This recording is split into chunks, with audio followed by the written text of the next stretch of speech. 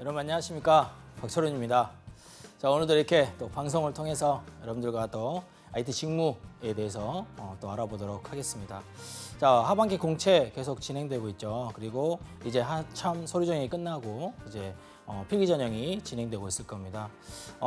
며칠 전에요. 이제 몇 주 전에 카카오에서 먼저 시작되고 있던 그러한 이 필기 전형이 시작됐었죠. 우리가 카카오 같은 경우에는요, 우리가 3차에 걸쳐서 뭘 하냐면 개발 테스팅을 합니다. 그래서 카카오는 첫 번째, 두 번째는 온라인 테스트고요. 마지막에는 이제 오프라인 테스트로 이제 진행한다고 했었는데, 이번에 카카오에서 첫 번째 온라인 테스트 했던 부분들을 공개를 했고, 그 공개했던 것을 이제 만들어냈던 부분을 여러분들도 확인하셨을 겁니다. 확인해 보셨습니까? 근데 제가 그 문제를 확인해 보니까 어떤 식으로 지금 공부를 하면 되느냐, 아니면 준비를 하면 되느냐 팁을 하나 드리고 이 시간을 시작해 보도록 할게요. 카카오 같은 경우에는요, 제가 봤을 때는 컴퓨터 알고리즘 부분을 한참 좀 많이 지금 중점적으로 얘기하고 있는 것 같았습니다. 그래서 여러분이 정보처리 기사 자격증 중에 시기 부분에 컴퓨터 알고리즘 시험이 나올 텐데, 그 부분만 충실히 해놓는다면 충분히 카카오의 1차, 2차 평가는 활용을 할 수 있을 것 같고요. 그 다음에 언어는 있잖아요. 여러분이 C나 자바나 그 다음에 파이썬이나 아니면 자바스크립트나 아니면 C샵이나 이러한 언어 중에서 딱 한 가지만 잘하시면 될 것 같아요. 왜냐하면 카카오도 마찬가지로 딱 5가지 중에서 한 가지 언어를 통해서 여러 가지 문제점, 여러 가지 문제들을 풀 수 있게 만들어놨고, 그거를 솔루션을 주게 만들어놨기 때문에 여러분이 여기다가 하나의 포커스를 맞춘다면, 첫 번째, 자, C나 자바나 이러한 언어적인 부분들, 특히 파이썬 같은 경우에는 C나 자바보다는 훨씬 쉽게 접근할 수 있기 때문에 여러분 거기에 정하시면 좋을 것 같고요. 두 번째는 거기에 관련해서 여러분들이 컴퓨터 알고리즘 부분에 조금 더 신경을 쓰시면 좋을 것 같아요. 자, 그래서 좋은 결과를 좀 얻었으면 좋을 것 같습니다. 자, 그래서 오늘은 저번 시간에 또 이어서 저희가 하려고 했던 정보 시스템의 운영 부분 중에서, OP 부분 중에서 파트 2 부분을 진행해 보도록 하겠습니다. 이 파트 2 부분은요, 여러분들이 이제 아까 저번 시간에 여러분들이 봤으면 모르겠지만 일단은 못 봤다는 가정을 또 해보는 그걸 통해서 제가 처음부터 리발 시연을 좀 더 해보도록 하겠습니다. 자, 정보 시스템 운영 관리를 할 수 있는 10대 관리 요소들이 있었죠. 기억나십니까? 그 기억 요소 나시면은 한번 되새겨 보십시오. 구성 및 변경 관리, 그 다음에 운영 상태 관리, 성능 관리, 그 다음에 장애 관리, 그리고 보안 관리, 그리고 백업 관리, 그리고 사용자 자원 관리, 그 다음에 전산실 관리, 그리고 운영 아웃소싱 관리, 그리고 예산 관리 등을 하고 있는 게, 이렇게 10가지를 일을 하고 있는 게 뭐냐면 정보 시스템의 운영 관리다. 즉 OP 부분을 얘기할 수 있는 겁니다. 이번에 보니까 대기업 같은 경우에는 SK나 아니면 롯데, 이러한 높이다 정보통신, 그 다음에 SK CNC, 그리고 삼성 SDS 이러한 같은 경우에서도 운영 관련되어 있는 정보 시스템 운영 관련되어 있는 OP들을 우리가 모집하는 것을 봤습니다. 그래서 그러한 부분들 생각해 본다면 지금 현재 여러분들이 보아야 되는 부분들이 어떠한 직무인지는 여러분들이 금방 파악이 되시겠죠. 그래서 오늘은 이 10가지 중에서 저번 시간에는 뭘 했냐면 구성 및 변경 관리와 그 다음에 운영 상태 관리, 이 2가지를 했습니다. 그래서 오늘은 성능 관리와 장애 관리에 대해서 알아보는 시간을 가져보도록 할게요. 자, 그래서 우리가 리바이벌 시간을 좀 갖는다고 했잖아요. 그래서 정보 시스템의 구성 및 변경 관리는 정보 시스템을 구성하는 하드웨어나 소프트웨어가 있겠죠. 그리고 거기에 관련되어 있는 구성 현황, 또 이력, 또는 구성 상황들의 각종 변경사에 대한 효율적으로 어떻게 관리하고 절차를 밟을 건지, 그리고 그 절차들의 방법들을 제시하는 게 정보 시스템의 구성 및 변경 관리 부분이라고 했었죠. 그다음에 두 번째는 정보 시스템 운영 상태 관리는 구성 요소의 이상 징후를 발견한다면, 아니면 비정상적으로 운영이 되고 있다면 그거에 대한 기록이라든지 통지, 또는 그러한 시스템 감시 활동 등을 절차를 통해서 방법을 제시하는, 그리고 담당자들한테 알려주는 그러한 형태가 정보 시스템 운영 상태 관리 직무라고 얘기를 했었습니다. 그래서 오늘 할 거는요, 이제 정보 시스템의 성능 관리와 정보 시스템의 장애 관리 부분이 될 텐데, 성능 관리는 자, 한마디로 쭉 얘기해 본다면 정보 시스템의 효율 그리고 응답 속도 등을 최적의 상태로 유지하고 이러한 성능 개선을 수행한다든가 아니면 성능 분석을 통해서 문제점을 찾아 개선하기 위한 절차와 방법을 제시해라. 이러한 내용입니다. 그래서 정보 시스템 장애 관리 부분은 정보 시스템 운영 중에서 발생할 수 있는 그러한 정전 또는 소프트웨어 오류, 그다음에 각종 장애의 유형을 분석을 하고 이 분석했다는 것을 예방, 진단, 그리고 복구할 수 있는 절차와 방법을 제시합니다. 자, 여기서 제가 팁을 하나 드릴게요. 자, 여기 여러분들 정보 시스템 장애 관리 부분에서 이러한 질문이 나올 수 있습니다. 자, 여러분이 생각했을 때 장애 관리 부분에 우리가 예방하고 그다음에 진단하고 복구를 해야 되는 그러한 업무를 수행할 겁니다. 그런데 여러분 생각했을 때는 어떠한 부분이 가장 중요한 부분이라고 생각이 들고 왜 그러한 것이 중요한지 이유를 대보세요라고 면접 전형에 나올 수도 있습니다. 그랬을 경우에 여러분들은 어떤 거를 얘기를 해볼 수 있을까요? 자, 여러분들이 여기서 예방이나 진단이나 우리가 복구 중에서 장애가 있기 때문에 확실히 복구를 빨리 시켜야 된다. 그래서 복구 부분을 저희가 빨리 해야 된다. 왜? 장애가 일어났기 때문에 빨리 복구를 해야 되는 게 맞지 않습니까? 그렇기 때문에 제가 생각할 때는 복구입니다라고 얘기하는 거 그렇게 얘기하시면은요. 일단은 50점밖에 안 됩니다. 왜? 제가 생각했을 거 그리고 많은 IT 담당자들이 생각했을 때는요. 제일 중요한 것은 예방입니다. 그래서 장애가 일어날 수 있는 과정들을 안 일어났을 때부터 여러분들이 체크를 하고 비정상적 운영이 될 수 있는 것들까지도 체크를 해서 예방을 하는 게 가장 중요하다. 그래서 아까 같은 면접 질문이 나온다면 과감하게 저는 예방이라 생각합니다. 예방이라 생각하고 그 예방에서 뭐가 필요하냐? 그 예방에서 필요한 것은 이 진단할 수 있는, 그 예방할 수 있는 진단, 즉 비정상적으로 운영할 수 있는 부분들이 어느 부분인가 판단을 해보고 그거 안 일어나게 만들어 보는 게 가장 중요할 것 같다라고 얘기하시는 게 100점짜리 정답이 될 것 같아요. 자, 잊어먹지 마시고 면접 전형에서 꼭 나온다면 써먹어 보세요. 자, 그리고 정보 시스템 세부 지침 관계를 보게 된다면 이렇게 구성 변경 관리 지침, 운영 사례 관리 지침, 그다음에 성능 관리 지침, 장애 관리 지침. 그래서 조직의 특성에 맞게 여러분들이 구성을 해야 된다 그랬죠. 커스터밍 마이징을 꼭 해야 된다고 했습니다. 자, 조직이라는 것은 여러분들이 공공기관의 조직도 있지만 정부 조직도 있고요. 그다음에 기업 간의 조직들이 다 있습니다. 여러분들 삼성, LG, 그다음에 SK, 롯데, 여러 군데에 그리고 제가 얘기하는 대기업뿐만 아니라 중견기업 같은 KCC라든지 아니면은 여러 군데에 많죠. 그래서 그러한 중소 중견기업까지 모든 기업들의 분위기 그리고 사람들이 다 다르죠. 그렇기 때문에 커스터마이징 하는 부분들도 다 다를 수밖에 없습니다. 그래서 최적의 상태로 만들어주는 자체가 가장 중요할 것 같고요. 그다음에 구성 변경 관리나 운영 상태 관리 지침서, 절차서까지 만들어주시는 게 좋을 것 같아요. 그래서 여러분들이 그러면 여기서 한번 딱 여러분들이 생각을 해본다면 이 직무는 파악하는 게 어디부터 파악하는 게 가장 좋을까? 그렇죠?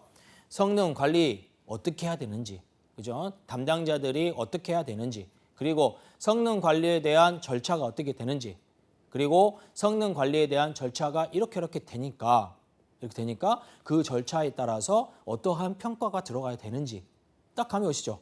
그죠? 그렇게 감이 오신다면 여러분들은 지금 잘하고 계신 겁니다. 그래서 장애 관리도 마찬가지예요. 장애 관리에 대한 지침서, 그 지침, 즉 장애 관리를 우리가 어떻게 해야 되는지, 그리고 장애 관리를 담당하고 있는 담당자들이 있을 텐데요. 그 담당자들의 역할이 뭐고, 그다음에 그 담당자 역할의 또 책임적인 부분이 뭔지, 또 그리고 장애 관리의 절차, 즉 이렇게 장애가 생겼다면 어떻게 절차를 밟아서 이 장애를 복구를 해야 되는지, 그렇죠? 그리고 이 장애 절차가 잘 됐는지 안 돼 있는지 파악하는 게 뭐겠습니까? 그렇죠, 평가 부분입니다. 그래서 이 평가 부분까지 가져가게 되는 게 장애 관리에 관련돼 있는 부분이고요. 이걸 전체적으로 다 아울러서 만들어내는 지침서, 이러한 절차서들이 뭐냐면 커스터마이 되어 있을 수 있는 부분이다라고 얘기할 수 있겠습니다. 자, 이해 가십니까? 자, 그러면 정보 시스템 관리 부분에 우리가 요소 자원 부분에 이 부분을 우리가 여러 가지 부분으로 우리가 나눠 본다면 하드웨어, 소프트웨어, 데이터베이스, 네트워크 부분을 나눌 수 있습니다. 이 부분들 저번 시간에 얘기는 했겠지만은 그래도 여러분들이 또 잊어먹을 수 있는 부분이 있기 때문에 다시 한번 얘기를 해드리는데요. 동글뱅이로 두 개를 쳤던 부분들은요, 밀접한 관계가 있는 부분입니다. 그래서 말을 들어서 구성 및 변경 관리는 하드웨어 부분과 그다음에 소프트웨어 부분과 데이터베이스 부분과 네트워크 부분에서는 다 필요하다라고 얘기할 수 있어요. 그죠? 동글베개가 몇 개입니까? 자, 동글동글 다 4개가 있죠. 그다음 운영 상태 관리 부분에서는 자, 하드웨어 부분과 소프트웨어 부분과 데이터베이스 부분과 네트워크 부분 이렇게 다 동글베개 되어 있습니다. 자, 그리고 성능 관리 부분에서는요. 소프트웨어 부분만 동글베개가 하나예요. 조금 소프트웨어 부분에서는 성능 관리 부분이 조금 떨어지죠. 그래서 하드웨어 부분과 그다음 데이터베이스 부분과 네트워크 부분에서는 성능 관리 부분이 우리가 좀 떨어지는 소프트웨어 관련해서 좀 떨어지는 부분이 될 것 같고요. 장애 관리 부분은 다 같습니다. 자, 그러면 여러분이 생각했을 때 오늘 배워야 되고 분석해 봐야 되는 직무인 성능 관리 부분과 그다음에 장애 관리를 할 수 있는 그러한 분석 같은 경우에는요. 자, 어느 부분에서도 다 유용하게 쓰인다라고 얘기할 수 있겠죠. 자, 뭐 하드웨어를 하고 있는 그러한 회사라든지요. 또는 소프트웨어를 하고 있는 회사라든지요. 데이터베이스를 하고 있는 회사, 그다음에 네트워크를 하고 있는 회사. 여기에 관련돼 있는 직무 다 어디에 포함되고 있다? 성능 관리와 장애 관리를 할 수 있는 그러한 직무를 하고 있는 사람과 커뮤니케이션 그리고 코를 해야 된다라는 것이죠. 그렇죠? 여러분 생각했을 때 그런 게 자 오십니까? 자, 그러면 지금부터 한번 시작해 보도록 하겠습니다. 자, 첫 번째로 성능 관리 부분이에요. 자, 성능 관리 부분은 첫 번째 목적이 있습니다. 목적은 자, 시스템의 효율적인 부분, 효율적인 운영이 가장 좋겠죠. 그다음에 응답 속도 등의 최적의 상태를 유지한다. 최적의 상태를 유지한다는 게 가장 중요합니다. 그리고 이거를 제공하면서 우리가 낮은 성능을 보이는 것들을 찾아서 성능을 개선해주는, 튜닝시켜주는 역할을 하는 것이죠. 여러분 생각했을 때 데이터베이스에 이 데이터베이스를 여러분들이 또 예를 든다면 데이터베이스를 설계를 하고 그 다음에 모델링을 하죠. 이 모델링 하고 나서 정규화 작업을 계속할 겁니다. 그죠? 이 정규화 작업을 계속하고 난 다음에 1차, 2차, 3차 정도 정규화하고 나면 뚝 끊기고 그냥 진행하는 게 아니라 뭘 합니까? 그죠? 성능 향상하기 위해서 튜닝을 합니다. 그죠? 오토마이지 같은 경우에는 뭐 오라클 같은 오토마이지와 같은 경우를 이용해서 튜닝도 하게 되고요. 그래서 여러 가지 DBMS에서 튜닝을 시작하는데 이게 바로 뭡니까? 성능의 향상 부분이에요. 그래서 성능의 향상, 개선 부분을 수행하고 그 다음에 성능 분석을 통해서 성능 문제점을 발견하고 개선하는 업무 이 자체가 성능 관리 부분이 되겠습니다. 자, 그 다음에 이 같은 성능 관리 업무는 최적의 용량을 적시에 확보하기 위해서 용량 계획을 시점을 제공하고 그 다음에 성능 관련 문제를 사전에 예방함으로써 사용자의 시스템 활용도와 그 다음에 만족도를 향상시키기 위한 거다. 자, 그러면 궁극적인 목적은 뭐입니까? 이 성능 관리 목적은 클라이언트의 만족도다라고 얘기해도 되겠죠. 하지만 우리가 성능 관리에 관련되어 있는 목적들을 달성하기 위해서는 이러한 목적의식을 갖고 진행을 해야 된다는 것이죠. 자, 그 다음에 성능 관리의 적용 범위를 잠깐 보겠습니다. 적용 범위는 자, 응용 소프트웨어, 서버, 네트워크, 자원 등의 낮은 성능을 보여주거나 아니면은 주기적인 성능 관련 분석이 필요한 시스템. 그 다음에 해당 시스템의 구성 요소를 대상으로 하고 있다는 겁니다. 그 다음에 이러한 성능 분석 대상을 선정된 응용 소프트웨어나 아니면 서버나 데이터베이스나 네트워크나 이러한 구성 요소들에 대한 업무의 중요성과 그 다음에 운영 환경을 고려해서 이 업무의 중요성과 운영 환경을 고려를 해서 그 다음에 이 적용 범위가 정해진다라고 했어요. 그러면 어떠한 부분에서도 뭐가 다 필요하다? 성능 관리 부분의 직무는 필요하다. 그러면 여러분들이 IT 기업에서는 무조건 정보 시스템 관리 부분의 성능 관리 부분은 분명히 필요하다, 필요하지 않다? 필요하다라는 것을 얘기할 수 있어요. 저 앞에서 몇 장 전에 앞에서 제가 얘기했던 것처럼 자, 몇 가지를 얘기했습니까? 저번 시간에 얘기했던 자, 구성, 변경 관리, 그 다음에 모니터링 관리 있죠. 그 다음에 오늘 배우고 있는 성능 관리, 그리고 하나 더 배우고 있는 장애 관리까지 뭐가 다 필요하다. 어느 정보 시스템 운영 부분에서는 필수로 필요한 부분이기 때문에 여러분이 파악을 분명히 해놓으셔야 하는 것을 알려주는 부분이죠. 그죠? 자, 그래서 이러한 성능 관리 부분의 역할과 책임을 하고 있는 부분들을 생각해 봅시다. 어느 누가 이 구성원으로 들어있고 그 구성원들의 역할이 무엇이며 그 역할을 가지고 있는 사람들이 어떠한 책임력을 가지고 있어야 되는지 그러면 역량까지 다 파악이 되겠죠. 자, 첫 번째가 성능 관리하고 있는 책임자입니다. 책임자라 하면 전체적으로 아울릴 수 있는 사람이겠죠. 그래서 성능 관리에 필요한 정책, 관리 계획에 수립하고 변경하고 그다음에 그 통제 업무를 수행하는 부분이 관리자입니다. 책임자입니다. 그래서 성능 관리의 계획서를 수립하고 각각의 기능별 작성된 보고서를 통합하고 그다음에 통합 분석하는 것을 수행하는 그리고 결정해주는 역할을 하고 있는 게 책임자예요. 그래서 이러한 성능 개선에 관련되어 있는 역할, 개선, 수립, 그다음에 개선 방향의 실행 이런 부분들은 통합적으로 우리가 하고 있는 사람이 책임자라고 얘기할 수 있겠습니다. 자, 그다음에 성능 관리자 담당자입니다. 담당자는 서버, 네트워크, 그다음에 데이터베이스, 응용 소프트웨어, 그다음에 이러한 등등등의 성능의 분석, 대상별 분석입니다. 대상별의 성능 분석을 수행하고 그다음에 뭡니까? 성능 분석에서 문제점을 발견을 했다 할 경우에는 해결 방안까지 제공해 주고 그다음에 이러한 역할들을 하게 된다는 것이죠. 무슨 역할입니까?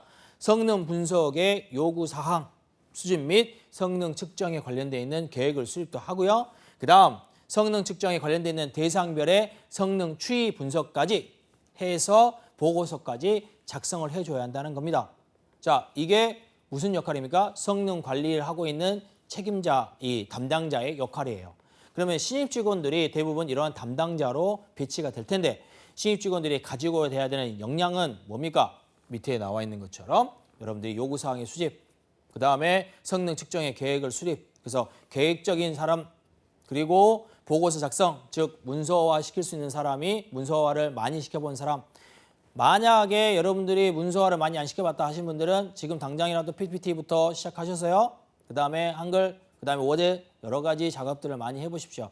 양식에 따라서 그리고 자유양식에 따라서 여러분들이 만들어 보시면 빨리빨리 진행될 수 있을 것 같아요. 여러분들이 유능하잖아요. 자, 그 다음에 업무 내용 및 절차입니다. 자, 역할과 그 다음에 책임력이 어떻게 되어 있는지 파악을 했으니까 뭘 가져가야 되겠어요? 그쵸? 업무 내역, 즉 어떻게 해야 되는지, 절차가 어떻게 되는지 알아봐야 되겠잖아요. 성능관리 요구사항의 검토 또는 성능관리 계획서를 작성합니다. 첫 번째로. 자, 그래서 서비스 수준의 협약서가 성능 수준의 내용이 되어 있는지 그리고 과거에 있잖아요. 과거에 성능 테스트의 자료가 있는지 또는 응용 소프트웨어의 담당자하고 그다음에 사용자들부터 사용자의 만족도 조사, 지금 현재 가지고 있는 사용자들의 만족도 조사 및 성능 분석 요청 내용들이 있는지 없는지까지 우선 파악을 해보자. 자, 요구 분석 사항이죠. 요구 분석 분석해야 된다는 것이죠. 그다음 현재 성능 분석이 수행되고 있는 경우에 성능 분석 대상에 변경 요구 사항이 있는지 등등등을 알아본다는 겁니다. 자, 여러분들 이렇게 몇 가지를 좀 알아봤는데 이러한 첫 번째, 즉 요구사항, 자, 성능 관리를 하기 위한 요구사항이 무엇인지 그리고 꼭 필요한 부분이 무엇인지 그거를 파악해 본다는 겁니다. 두 번째로는요. 자, 성능 측정을 합니다. 환경 구현을 하겠죠. 왜? 이제는 구현해야 되잖아요. 그래서 정의되어진 성능 관리 대상별 성능 관리 항목을 측정하기 위한 환경을 구현합니다. 그 다음에 성능 측정 환경 구현을 위해서 뭘 하게 됩니까? 사용자에 의한 성능 프로그램의 작성, 그리고 성능 관리 도구의 활용 등을 통해서 우리가 다양한 방법들이 있는지 없는지까지 파악을 하게 되고요. 그 다음에 성능 관리 계획 시에 반영된 성능 측정 항목들을 효과적으로 측정할 수 있도록 구현을 하게 만들면 된다는 것이죠. 그리고 나서 이 성능 측정 및 성능 정보 수집 환경이 다 타 시스템과 데이터베이스와 네트워크와 응용 소프트웨어의 성능의 영향에 최소화시킬 수 있는 것으로 구성을 시키고 이러한 영향도까지 점검하게 되는 부분이 성능 측정 부분의 환경 구현 부분이 되겠습니다. 자, 그 다음에요. 세 번째로 성능 정보의 측정 및 분석 부분입니다. 그래서 구현된 성능 측정 환경 하에서 지금 구현된 환경의 성능이 우리가 구현됐잖아요. 방금 두 번째 단계에서. 그 하에서 성능 정보가 계획적인 주기로 수집되고 있는지 여부를 파악해야 되겠죠. 왜? 이제 측정하고 분석해야 되잖아요. 그죠? 그래서 수집된 정보를 이용해서 다음과 같은 항목들을 분석하되 분석 항목 등은 운영 환경, 성능 측정 환경에 따라서 조정될 수 있다고 얘기했습니다. 자, 그러면 이 단계에서 여러분이 입혀볼 수 있는 그러한 관계적인 부분은 뭐가 되겠습니까? 지금 딱 떨어진 게 딱 한 가지만 있다면 여러분들은 맞으신 거예요. 뭐냐면 빅데이터 분석 쪽이 되겠죠. 4차 산업혁명에 우리가 전체적으로 차지하고 있는 빅데이터, 이 빅데이터의 분석 부분, 즉 성능 정보의 측정 분석 부분도 우리가 빅데이터의 분석, 이 분석에 따른 또 다른 시스템, 당연하겠죠. 그 시스템, 당연한 시스템이 뭡니까? 성능 향상에 대한 부분이다 라고 얘기할 수 있겠습니다. 매칭되실까요? 자, 그 다음에 세 번째로 이제 성능 측정 항목의 성능을 추이, 그리고 성능 수준의 분석을 하고 난 다음에 합리적인, 종합적인 관점에서 합리적인 부분이 어딘가 성능 분석을 해봤더니 어디가 가장 부족하고 어디가 가장 많기 때문에 합리적으로 해봤을 경우에는 이렇게 진행해야 되겠다. 그걸 기록하고 유지한다. 거기까지가 성능 측정의 성능 정보의 측정과 분석 부분이다라고 여러분들이 파악이 되실까요? 그죠? 자, 그 다음에 네 번째입니다. 네 번째로 이제 성능 개선 방향 수립 및 실행 부분이에요. 자, 성능 분석 결과 개선이 필요한 부분이 있겠죠. 당연히 있습니다. 이러한 성능 필요한 경우에는 어디로 보냅니까? 즉 성능 관리 책임자한테 또는 관련 담당자한테 보내게 되는 거죠. 누구한테 보내게 되겠습니까? 시스템 관리자. 자, 서버라면은 시스템 관리자. 그 다음에 데이터베이스라면 데이터베이스 관리자. 그 다음에 응용 소프트웨어 관리하면 응용 소프트웨어 개발자. 그 다음에 네트워크라면 네트워크 관리자한테 보내서 성능을 향상시켜라, 튜닝을 시켜야 되겠다라고 얘기를 하겠죠. 그 다음에 이러한 협의하에 개선점을 방향을 작성을 하고 그 다음에 용량 증설 등을 통해서 많은 곳이 서버가 운영될 수도 있고요. 그 다음에 데이터베이스가 또 운영될 수도 있고요. 그 다음에 네트워크가 또 운영될 수 있겠죠. 이러한 부분들이 성능에 필요하다면, 당연히 필요하다면은 용량 증설에 대한 예산 편성이라든지 이런 것들이 선수행이 되고 나서 개선 방향을 수립하게 된다는 것이죠. 자, 이렇게 진행하고 나서요. 성능 개선 방향에 의거해서 성능 개선을 실행하고 성능 최적화 여부에 따라서 측정 및 분석을 통해서 확인, 그 다음에 점검하는 단계까지 가시면 되겠다. 자, 이런 부분이 이제 빅데이터의 분석, 그 다음에 빅데이터 분석을 통해서 또 다른 시스템을 입힌다. 감이 오십니까? 자, 그래서 성능을 나타내는 일반적인 지표를 여러분들한테 알려드리도록 하겠습니다. 이 정도의 직무, 즉 성능 관리 직무에서 이 성능을 나타내는 일반적인 지표 정도는 알고 들어가야 될 것 같아서 제가 알려드리는데요. 첫 번째가 응답 시간입니다. 얼만큼 작업 요청 시간이 시스템에 처리한 결과를 보여줄 것인가? 내가 요청을 했는데 어떠한 시간만큼 올 것인가? 단위는 초고요. 그 다음에 목표는 아주 낮습니다. 그런데 시간당 처리량이 있어요. 즉 목표 응답 시간 말고 시스템이 성공적으로 처리한 부분이 단위 시간당 요청하는 트랜잭션 부분이 처리 건수가 무엇인지, 즉 TPS나 OPS 정도로 아주 높은 목표를 높여 있습니다. 그래서 TPS는 초당 트랜잭션 처리 건수고요. 그 다음에 OPS는 초당 요청 처리 건수입니다. 그 다음에 자원 사용량입니다. 이러한 시간당 처리량이 있을 텐데 이러한 곳에서 자원을 얼마만큼 사용할 것인가, 즉 자원의 CPU라든지 메모리라든지 이러한 곳의 용량 등을 실제로 사용하고 있는 값을 비율을 나타냅니다. 퍼센테이지로요. 아주 높은 목표를 가지고 있습니다. 그 다음에 효율성입니다. 이렇게 사용해 봤더니 얼만큼의 효율성이 있느냐, 즉 시간당 처리량을 자원 사용량이나 또는 비용으로 나눈 값이에요. 그래서 퍼센테이지나 우리가 퍼센테이지로 나타낼 수 있는데, 자, 목표는 아주 높습니다. 그래서 이렇게 성능을 나타내는 일반적인 지표들은 우리가 한 4가지 정도로 나타낼 수 있어요. 자, 그래서 이 4가지 정도는 여러분들이 분명히 파악해 놓으셨으면 좋을 것 같고요. 그 다음에 이 4가지는 여러분들이 기술평가라든지 아니면 면접평가에서 나올 수 있는 그러한 단어들이기 때문에 알아보시면 좋을 것 같아요. 자, 그래서 서버의 성능 관리 절차도를 한번 알아보도록 하겠습니다. 몇 가지만 알아볼게요. 우리가 절차, 성능 관리 절차도가 나와 있는데, 자, 성능 관리 책임자하고 성능 관리 관리자하고 변경 관리하는 사람들의 내용을 보도록 하겠습니다. 자, 첫 번째로 우리가 성능 관리의 정책 계획을 수립합니다. 책임자가. 자, 한 서버가 있어요. 한 서버가 지금 고쳐야 됩니다. 성능을 향상시켜줘야 돼요. 그래서 계획을 수립합니다. 요구사항을 분석을 하겠죠. 수집을 하고요. 성능 목표 설정을 합니다. 그리고 나서 성능 관리자한테 무슨 얘기를 합니까? 성능 관리 항목별 성능 목표를 설정을 시켜라.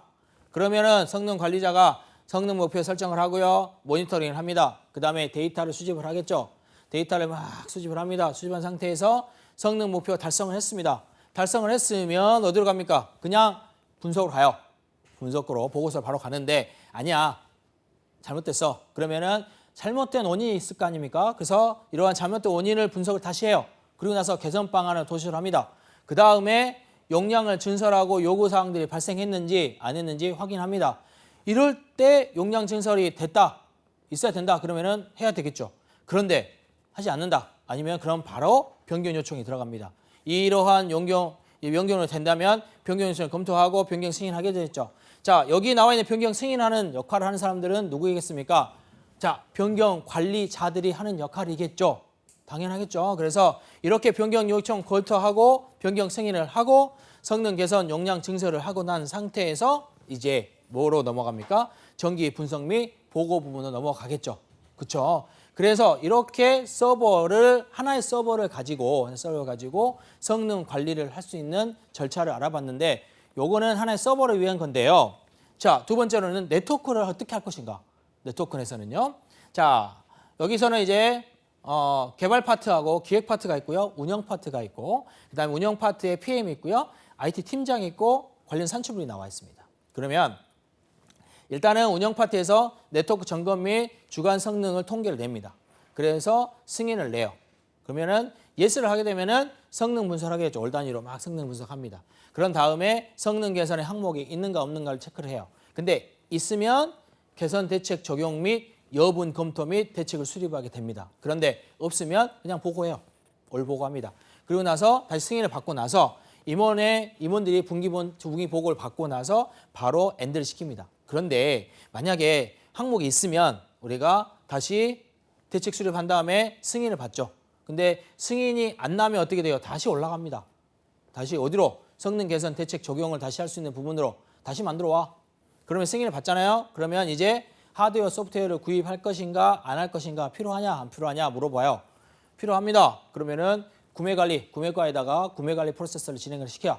그리고 아니다 하면은 어디로 갑니까? 그냥 변경 작업 관리 프로세서, 즉 변경 작업자들한테 얘기를 해서 이것만 변경해 주세요. 라고 그러면 바로 진행합니다.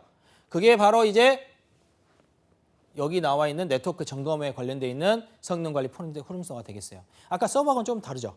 그죠? 서버는 그냥 하드웨어적인 부분들만 들어가 있는데 소프트웨어 부분들도 들어가 있는 것을 확인할 수 있겠죠. 자, 그 다음에 DBMS입니다. 즉 데이터베이스에 관련되어 있는 성능, 거의 아키텍처인데 자, 데이터베이스 같은 경우에는요. 데이터베이스 튜닝을 많이 하고 있습니다. 그리고 튜닝에 관련된 교육들도 많이 하고 있고요. 교육을 많이 하고 있다는 내용은 뭡니까? 그만큼 필요로 한다라는 내용이겠죠. 그래서 실시간으로 PC, 웹, 모바일 어느 곳에든지 실시간으로 진행을 한다는 것이죠. 그래서 실시간으로 문제를 감지하고 통보를 합니다.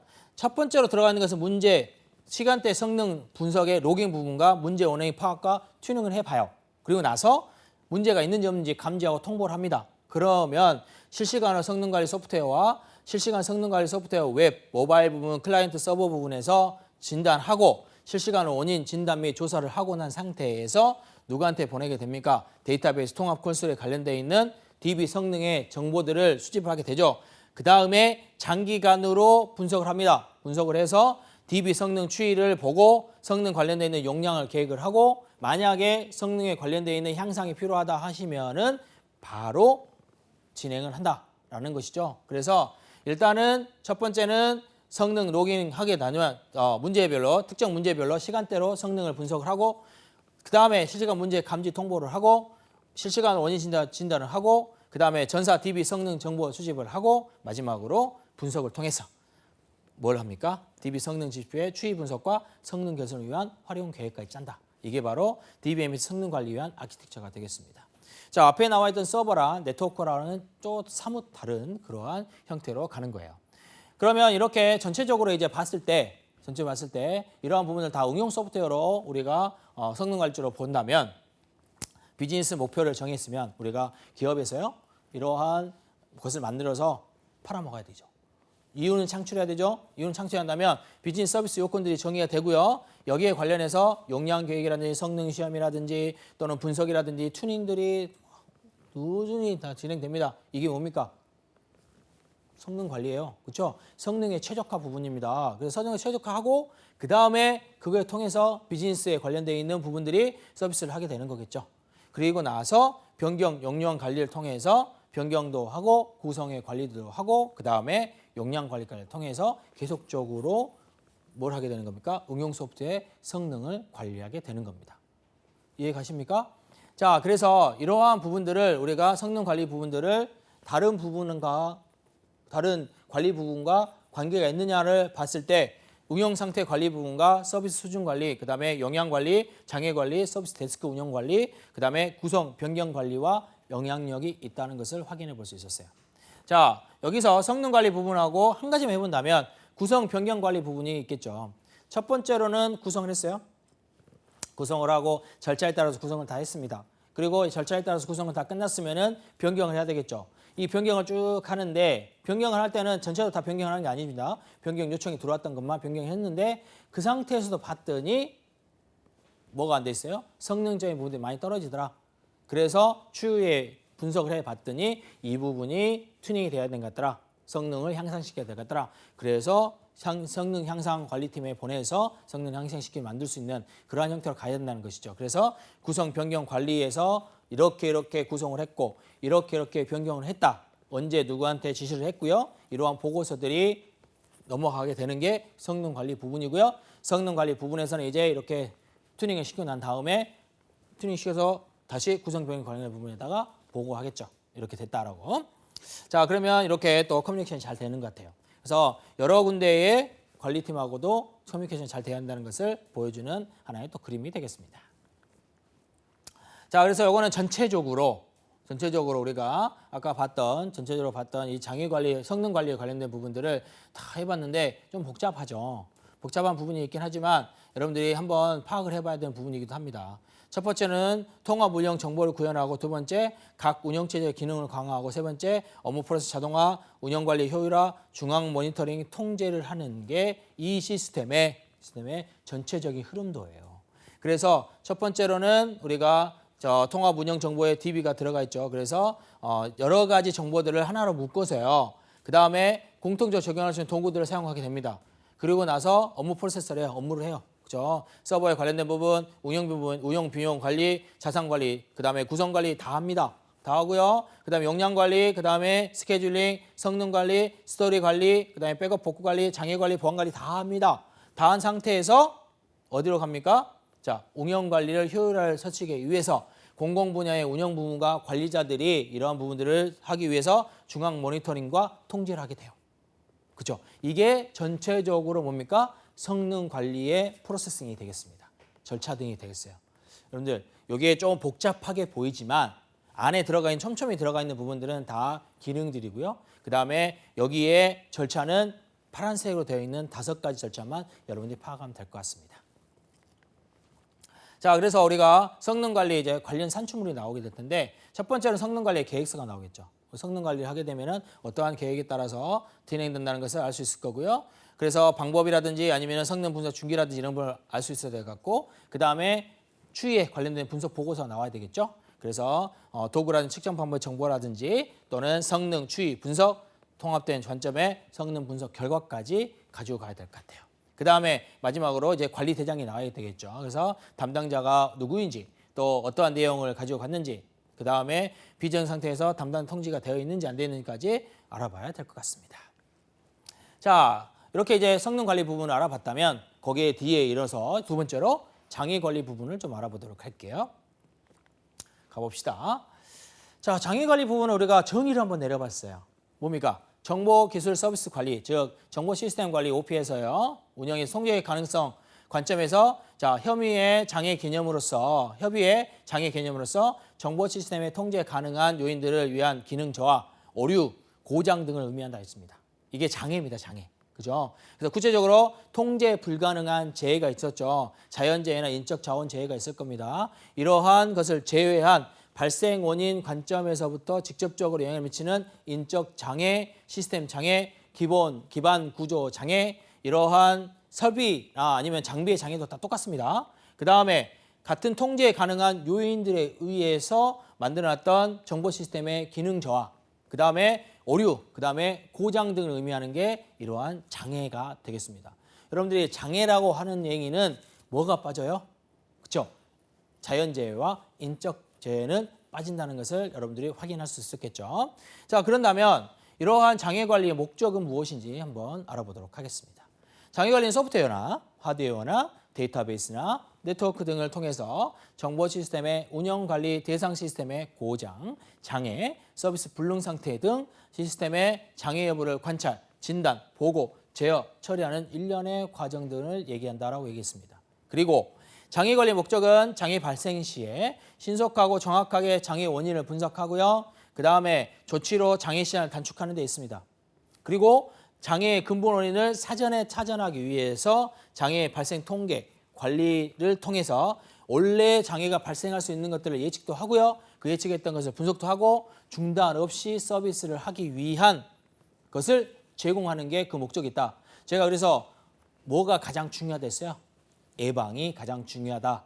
장애 관리에서는 예방이 가장 중요하다고 얘기했었습니다. 그래서 목적 얘기한다면 장애가 발생했을 때 가장 빨리 처리하는 것도 중요하지만 예방이 더 중요하다라고 얘기했었어요.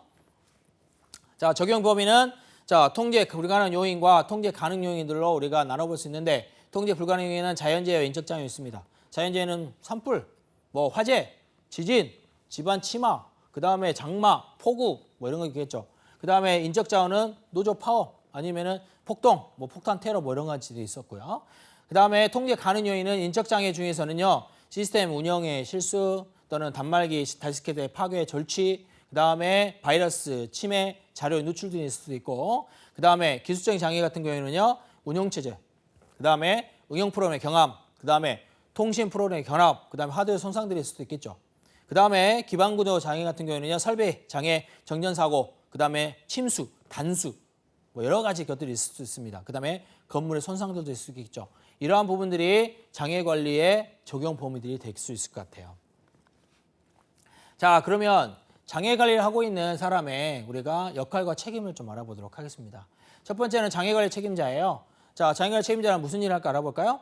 자, 점검 항목의 도출, 장애 예방 계획 검토 및 승인을 하는 사람이 책임자입니다. 그리고 장애 복구 절차, 그리고 계획 검토 및 승인, 예방 점검 계획 및 결과 승인, 그 다음에 장애 내역 확인 검토 및 승인, 그 다음에 장애 처리 내역 검토 및 승인을 하는 사람이 책임자가 하는 역할입니다. 이 중에서 가장 중요한 게 뭐라고요?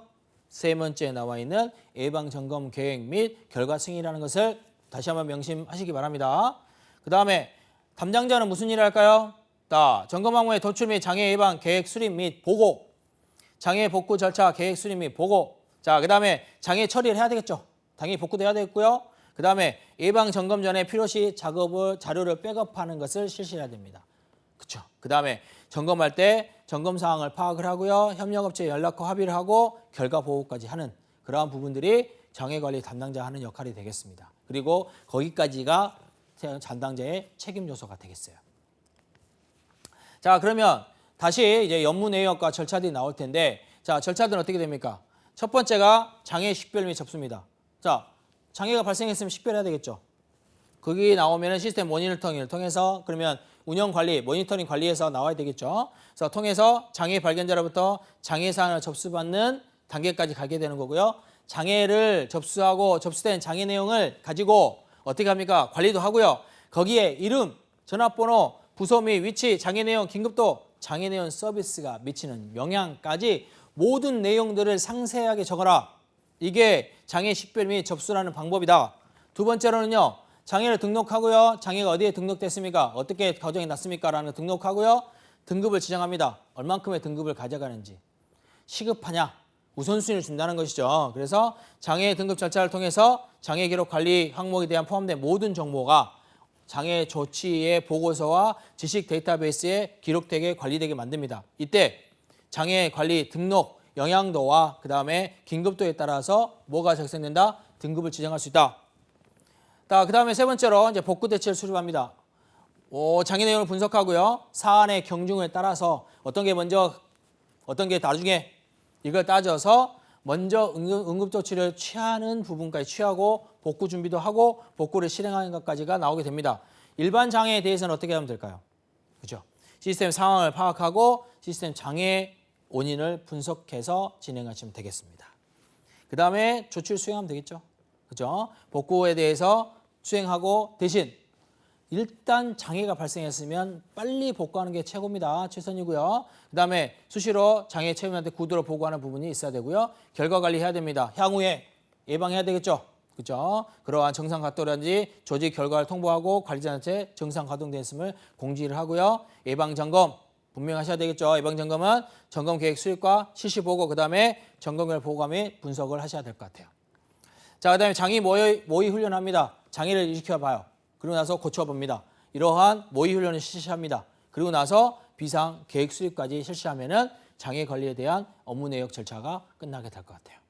자, 그래서 이러한 성능 개선 방법의 수립 및 실행을 한 다음에 자, 장애 문제 알려진 오류의 개념들을 보게 되면은 자, 문제 관리와 장애 관리와 위험 관리 부분이 나와 있습니다. 이 부분에 장애와 문제점이 있고 알려진 오류들이 통해서 무엇을 하는 겁니까? 위기의 시간들을 가지고 가게 되는 거죠. 시간적인 요인들이 대부분 다 위기의 소진으로 가게 되는 부분들이 있는 거고요. 그래서 문제 관리, 장애 관리, 위험 관리에 관련된 오류들의 개념도를 우리가 만들어 봤어요. 그 다음에 이 앞에서 봤던 자연재해라든지 이러한 통제 불가능한 요인과 통제 가능 요인들의 장애 대응 방안들을 한번 알아보는데 자, 재해 복구 세대 구출을 통해서 프로그램 이중화, 데이터의 백업, 소산 철저를 철저하게 하는 부분들은 자연재해 부분입니다.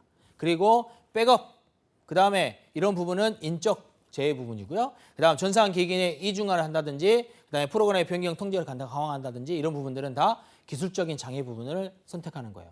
자, 여러분 그래서 대기업 같은 경우는요, 뭐 네이버나 아니면은 다음이나 아니면 카카오나 그죠? 이러한 부분에서는요, 제공을 해줄 때 포털사이트 같은 경우에는요, 당연히 서버가 엄청나게 많이 진행되고 있는 상태고요. 그리고 기술 장애를 통해서 그런 부분을 오버하기 위해서 그런 부분이라고 얘기할 수 있을 것 같아요. 자, 그래서 우선순위를 정해서 여러분들이 즉각적으로 해결할 부분들을 긴급도를 타고 보고 체계도 우선순위가 높은 것부터 진행하게 되겠죠. 그래서 장애관리 조직도 같은 경우에는요, 이런 식으로 진행할 수 있을 것 같아요. 다 설명 못 드리니까 일단 전산 시장부터 해서 운영 관리자까지 진행되어 있다는 것을 보여주는 거고요.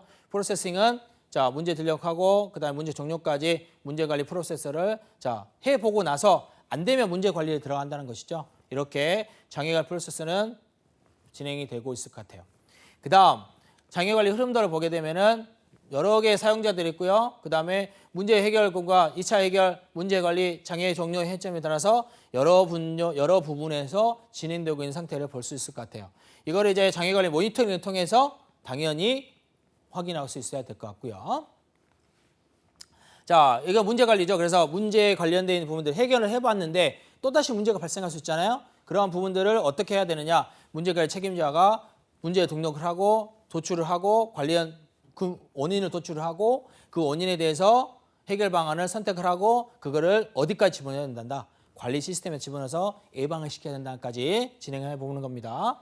그 다음에 장애관리 비상대책을 세우는 부분은 이렇게 진행이 될 것 같아요. 비상이 된다면 어떻게 빨리빨리 진행해야 될 것 같은지. 자, 그래서 이렇게 장애관리 부분에 관련 산출물들은 뭐가 나오게 됩니까? 비상연락망이 나오겠죠. 장애관리 대상의 유형 부분이 나올 거고 전화번호, 그 다음에 담당자 전화번호까지 만들어 놓으면 될 것 같고요. 그 다음에 장애 접수 및 결과 보고서가 나오겠죠. 그래서 관리번호, 발생일자, 그리고 장애 내용, 그 다음에 장애명, 그 다음에 영양 업무 영향 이런 부분이 다 나와야 된다는 것을 확인해 볼 수 있고 장애 감지 부서가 어디며 그 다음에 시스템 공급 업체가 어디며 이런 부분을 확인해서 나중에는 이런 부분들이 없게 만드는 게 가장 중요하다. 그래서 취업 결과물을 본다면 여기 장애관리 관련 결과물 산출물을 본다면 여러분이 훨씬 더 뭐가 중요하다는 것을 알 수 있어요? 그렇죠. 예방이 중요한 것을 알 수 있을 겁니다. 자, 오늘 그래서 성능 관리 부분과 지금 장애 관리 부분을 봤어요. 여러분들 이 두 부분은요. 어느 회사에 가더라도 가장 중요한 부분이고 가장 중요한 파트입니다. 그래서 확실히 숙지해 놓으시고 확실히 직무 분석해 놓으시기 바랍니다. 자, 오늘은 여기까지만 진행을 하도록 하겠습니다.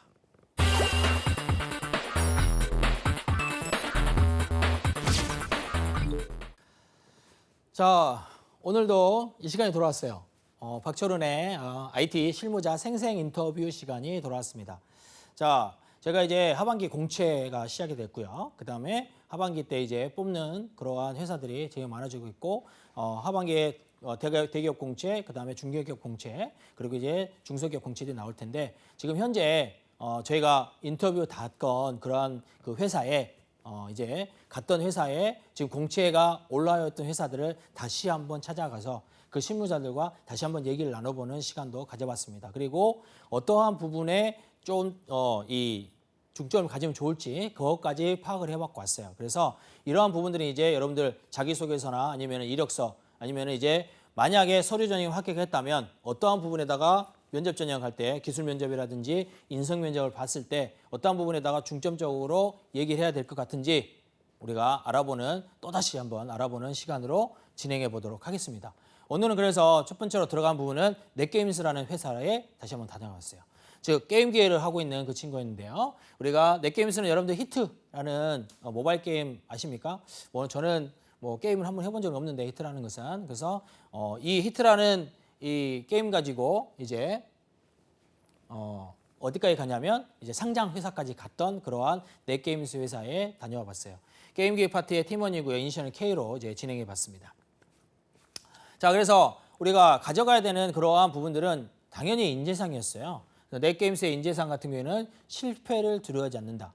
즉 게임 회사들의 대부분의 이 인재상이었습니다. 실패를 두려워하지 않고 이를 통해서 성장할 수 있는 인재 채용. 즉 실패는 성공의 어머니고요.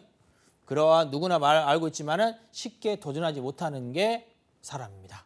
그래서 누구나 실패를 두려워하지 않고 앞으로 나아갈 수 있는 그러한 개척자가 될 수 있다면 좋겠다라는 그러한 의미에서 실패를 두려워하지 않으며 이를 통해 성장할 수 있는 인재를 첫 번째 인재상으로 가지고 갔어요. 자, 두 번째 인재상은 것은 새로운 것을 즐길 수 있는, 그렇죠? 많은 아이디어를 가질 수 있는 그러한 친구들이죠. 그래서 새로운 변화를 즐길 수 있고 그리고 그만큼 자기 분야를 확대해 나가는 것을 포용력을 가지고 있는 그러한 인재가 필요하다. 즉 모든 것을 지속적으로 변화하고 발전하고 있기 때문에 특히 게임 회사는 특히 더 많습니다. 그렇죠? 왜? 사람들의 옛날 게임은 사람들이 잘 즐기지 않습니다. 근데 구닥다리 치기로 해서 그래서 많은 변화들이 일어나고 있어요. 그렇죠? 성능 향상이라든지 아니면은 우리가 인적 부분이 많이 변화가 되고 있을 텐데 이러한 인재야말로 새로운 것을 창조한 리더로서 성장할 수 있다는 것을 보여줄 수 있기 때문에 새로운 걸 즐길 수 있는 인재, 이게 넷게임스의 인재상의 두 번째 단계다. 자, 세 번째 단계는요. 책임과 권한에 대한 균형 감각이 있는 인재. 즉 그만큼 내가 책임을 갖고 있고 큰 힘을 가졌다고 해서 큰 책임이 따릅니다라는 것을 가져가면서 혼자가 아닌 우리가 함께 목표성을 향해 나간다는 것, 즉 이를 균형 있게 조율을 시키고요. 그다음에 사람들과 함께 감각 있게 만들어낸 인재를 양성하고자 하는 부분이 넷게임스의 인재상이 되겠습니다. 그래서 이 인재상을 가지고 신입공채는 어떻게 이루어져야 되느냐, 즉 공채보다는 지인 추천제의 중심으로 채용했으면 좋을 것 같고요. 그다음에 직급 체계는 어떻게 되면 좋겠느냐, 즉 별다른 직급 체계는 가지고 있지 않지만 팀장, 팀원으로 구성이 되어 있고 특이한 것은 부서명이 뭘로 되어 있습니까? 신규 프로젝트로 되어 있다. 즉 이 친구 같은 경우에는 히트실이라는 것을 가지고 구성하고 있다는 것을 얘기해 주셨습니다. 자, 신입인 연구원의 기본 연봉은 대략적으로 2,600에서 2,800 정도의 선으로 알고 있고요. 현재 직무에서 어떤 일을 하고 있느냐? 즉 게임 기획 파트에서 우리가 게임 플레이 설계를 하고 있고 그리고 UX, UI 부분에서 타 기업에서는요. 우리가 근무를 했었는데 이 경험을 바탕으로 해서 넷게임스에서 게임 기획 파트에서 근무를 하고 있다. 우리가 책임자로서 근무를 하고 있다는 것을 또 알려주셨습니다. 자, 그래서 우리가 회원 부서에서 필요한 신입의 역량 등을 우리가 또 알아봤는데 지금 준비를 하고 있었다면 게임 플레이와 게임을 즐긴다라는 것을 구분할 수 있는 인재였으면 좋겠다. 게임을 잘한다 해서 게임 회사에 들어갈 수 있다는 것은 아니죠. 그렇죠? 그래서 게임 플레이와 그다음에 게임을 즐긴다라는 것을 구분할 수 있는 친구면 좋겠다. 그리고 커뮤니케이션의 스킬을 갖춘 인재면 좋겠다. 말이 잘 통하는 친구면 좋겠다라는 것입니다. 이 두 가지만 여러분들이 인재상과 함께 가지고 간다면 넷게임스에 분명히 입상할 수 있을 것 같아요. 그죠? 그다음에 실무 면접 시에 지원자 평가에 정형한 툴이 있나요? 즉 지원 동기와 게임 관심, 게임 장르들을 물어보는데 첫 번째는 왜 이 분야를 선택하게 되느냐? 두 번째는요. 게임 장르가 여러 가지 있는데 자, 넷게임스는 RPG 게임 분야가 있다. RPG 게임 분야의 대표적인 게임이 뭐며 그 게임의 분석을 해봤더니 어떤 게 가장 좋고 어떤 게 가장 안 좋더라. 이거에 대해서 논해보라. 그리고 그 이유를 얘기해봐라. 이런 게 정형화된 툴로 우리가 얘기해 볼 수 있다. 이게 이제 각 팀장마다 다르게 나온다고 얘기는 했지만 공통적으로 나올 수 있다는 거니까 한번 머릿속에다가 그리고 관련 답변을 준비해 보시는 거 좋을 것 같습니다. 자, 그다음에 실무 면접에 어떤 사람이 반드시 떨어지느냐? 지원 동기가 부족한 사람, 그리고 전공, 활동, 포트폴리오가 한 가지 이상을 갖추지 않은 사람. 즉 전공이 있든지 아니면은 활동을 했든지 아니면은 포트폴리오가 있든지 이러한 것들을 다 가지고 있든지 아니면 한 가지라도 가지고 있어라는 것이죠. 그래서 게임 관련되어 있는 부분으로 진행을 해볼 때는 이런 부분을 가장 좋을 것 같고요. 자, 신입 채용 시 인성과 직무 그리고 우선순위를 굳이 두자면 자, IT 업계만큼 굳이 나눈다면 인성을 나눌 수 있다. 그래서 신입 직원이기 때문에 경력직이라면은 직무를 얘기할 수 있겠지만 신입 직원이기 때문에 조직 문화를 모르는 사람은 필요 없다. 즉, 일을 모르는 사람은 이렇게 조직 문화를 모르는 사람과 일을 모르는 사람하고는 쉽게 일을 하기 힘들다라는 것을 얘기할 수 있는 겁니다. 그래서 여기 넷게임스에서 중요시 하는 것은 우리가 직무보다는 조금 인성에 가깝게 우리가 신입 직원을 뽑을 때는 그렇다고 얘기할 수 있겠네요. 자, 현 부서에서 필요한 신입의 마음가짐은 자기 업무에 갖고 있는 곳이 어딘지 답을 찾을 수 있는지, 즉 도자기의 장인은 어떠한가 이러한 예시를 해줬어요. 그래서 자기 업무에 애정을 갖고 답을 할 수 있는 사람. 자, 그리고 지원자들의 경험에서 하는 프로젝트 방향은 자, 개인이 한다면 어디로 간다냐? 공모전에 도전을 받을 수 좋을 것 같다. 이 친구 같은 경우에는요. 공모전을 도전하기 위해서 그냥 방학을 안전히 다 친구들하고 합숙훈련했던 그러한 경험이 있다고 그랬습니다. 그러한 경험들을 통해서 2학기 때 공모전에 입상을 했었고요. 그 공모전에 입상한 게 또 이 입사, 즉 취업에 아주 중요한 역할을 했었다라는 것을 얘기해 줬었어요. 그러다 보니까 팀으로 한다면 제작 프로젝트 진행이라든지 공모전을 했으면 좋겠다라고 얘기했습니다. 그런데 여기에 무슨 내용이 나오냐면 역기획이라는 말이 나오죠. 자, 역기획은 있잖아요. 여러분이 가장 중요하게 생각이 되는 부분이기도 합니다. 기획 파트, 지금 게임 기획 파트, 지금 넷게임스만 얘기하고 있지만 이 기획 파트라는 것은 뭐냐면 기존에 있던 것들을 다시 역으로 기획을 해본다는 겁니다. 그래야지만이 이 게임이 어떻게 만들어져 있고 이 프로그램이 어떻게 구성이 되어 있구나 이런 것들을 해볼 수 있기 때문에 역기획이라는 것이 가장 중요한 부분이다라는 것을 우리가 또 얘기해 줄 수 있겠어요. 그래서 여기에서는 지원자의 경험에 대한 프로젝트 방향은 역기획이다라고도 얘기할 수 있겠습니다. 자, 그리고 마지막으로 이제 신입 지원자들한테 꼭 하고 싶은 말이 있다면 이런 얘기를 해줬어요. 자, 책을 많이 읽었으면 좋겠다. 그리고 셀프 스터디 할 수 있도록 해보라 라고 했습니다. 자, 셀프 스터디라는 말은 여러분이 혼자서 스스로 잘한다 라는 게 아니라 자기 스스로의 성능 향상을 시킬 수 있는, 즉 남에게 뭔가를 맡기는 게 아니라 내 스스로 내가 뭐가 부족하며 내가 어떤 게 지금 필요로 한지 파악을 빨리빨리 해서 그거를 충당시킬 수 있게 셀프 스터디를 진행하라. 자기 분석을 많이 하라는 얘기입니다. 그죠? 자기 분석 잘 하기 위해서 진행하시면 좋을 것 같고요. 이 친구의 추천 도서는 지금 라프코스트의 재미이론입니다. 이 책은 저도 안 읽어봤어요. 아직 안 읽어봤는데 이 책이 오래됐다고 합니다. 오래되긴 했는데 그만큼 또 재미있고 또 이 게임 회사 그리고 기획 파트에서 일을 하려면 이 재미이론이라는 책을 한번 읽어보시는 것이 가장 좋겠다라고 그 친구가 이제 인터뷰의 마지막에 얘기를 했어요. 그래서 이 넷게임스에 지금 뽑고 있는 그러한 신입 직원들 그리고 신입 역량들이 돼 있는 부분들은 또 넷게임스 말고 게임 공채를 하고 있습니다. 게임 공채를 하고 있는데 게임 공채를 하고 있는 그러한 부분에서 여러분들이 생각했을 부분은 어디냐면 자, 기획 파트, 아까 얘기했죠. 기획 파트에서는 어디가 가장 중요하다 했습니까?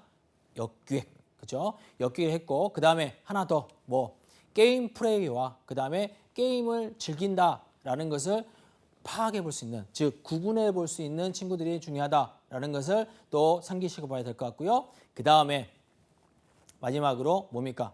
셀프 스터디, 즉 자기 자신이 뭐가 부족한지 그리고 자기 자신이 뭐가 지금 필요한지 그리고 내가 지금 어느 곳을 중요시하고 있는지 그런 부분들을 분명히 생각해 봐야 되지 않을까 그런 생각을 해볼 수 있을 것 같아요. 자, 그리고 제가 이걸 통해서 한 가지 여러분들한테 당부하고 싶은 말이 있습니다. 뭐냐면요. 여기 나와 있던 셀프 스터디와 이제 비슷한 내용이긴 하겠지만은 자, 내가 많은 사람들이 많은 컨설턴트들이 그리고 선생님들이 이런 얘기를 합니다. 무슨 얘기를 합니까? 즉 여러분들이 즐길 수 있는 일을 해라. 그리고 즐길 수 있는 것을 찾아라라고 얘기를 해요. 근데 대부분의 학생들이 어떻게 그걸 찾습니까? 저는 항상 실패하는데요. 저는 그게 참 어렵습니다라고 얘기를 합니다. 그럴 때는 가장 좋은 방법은 딱 한 가지입니다. 뭡니까? 놓으세요. 처음부터 백지화 시키십시오. 뭐가 내가 이렇게 투자를 해서 뭐 1년, 2년, 3년, 4년을 투자해서 뭔가 해봤는데 그게 너무 아깝다. 그래서 그 아까운 것을 계속 해보려고 했더니 아직도 내가 그걸 해볼 시간이 있는지 없다라는 것을 생각해 봤을 때는 여러분들이 정말 놓으십시오. 놓고요. 놓은 상태에서 뭘 진행해야 되느냐. 놓은 상태에서 하나하나 내가 해볼 수 있는 것을 다시 찾아가지고요. 그걸 해보십시오. 똑같은 시간에 똑같은 노력들을 다 진행해 본다면 어느 부분은 내가 정말 지루하고 진도도 안 나갑니다. 그런 부분들은 과감하게 버리세요. 근데 똑같은 시간과 똑같은 노력을 정했는데 이거는 나한테 쏙쏙 들어오고 내가 너무 즐겨하는 겁니다. 그러면 그거를 가져가시기 바랍니다. 예를 하나 들어드릴까요? 우리가 아주 쉽게 얘기를 한다면 여러분들이 축구와 야구를 대해볼게요. 야구를 가장 좋아하는 사람은요. 축구의 룰을 잘 모르는 사람들이 있습니다. 축구를 많이 좋아하는 사람은 야구의 룰을 모르는 사람들이 있어요. 왜냐하면 그게 나하고 맞는 건지 안 맞는 건지 그 사람들은 잘 파악하고 있다는 겁니다. 이렇게 여러분들이 처음에 아주 즐겁게 할 수 있는 일을 못 찾으실 경우에는 첫 번째, 놓으십시오. 모든 걸 놓고요. 처음부터 시작하십시오. 그리고 두 번째, 노력하십시오. 노력을 하는데 여러 파트의 노력을 해보는데 같은 노력, 같은 시간을 주시고 그 시간만큼 했을 때 어떤 게 나한테 가장 맞는지 파악해 보시는 게 그게 여러분들한테 지금은 중요한 시간인 것 같아요. 자, 저 말씀대로 한번 해보시고 그리고 저 따라서 오시면은 IT 기업에 충분히 들어갈 수 있을 것 같습니다. 자, 오늘도 이렇게 한 기업에 또 갔다 왔으니까 이 부분을 잘 파악해 보시고 여러분들 성취하시기 바랍니다. 고맙습니다.